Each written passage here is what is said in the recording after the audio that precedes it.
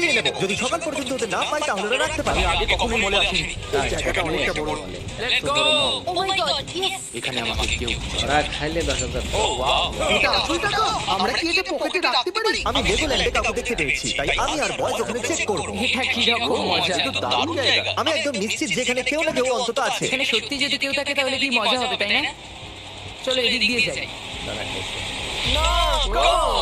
হ্যাঁ, তুমি ওখানে কাউকে পেয়েছো? আমার প্যারেন্টস বলেছিল যে প্রথমে আউট হবে না। আমরা আমাদের প্রথম খেলোয়াড়কে পেয়ে গেছি, আর ও এখন একটা পুতুলে বদলে গেছে।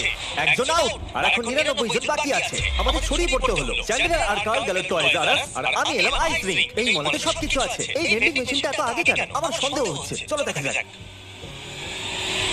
ও, এটাকে দেওয়াল থেকে এত সরিয়ে রাখা কেন? এটা একটা সিঁড়ি। যদি এই সিঁড়ি দিয়ে কেউ সিলিং এর ভেতরে লুকিয়ে থাকে তাহলে 10,000-এর যোগ্য। আমার বিশ্বাস আমরা এখানে কাউকে তো পাবোই। তুমি এখানে কাউকে দেখেছো?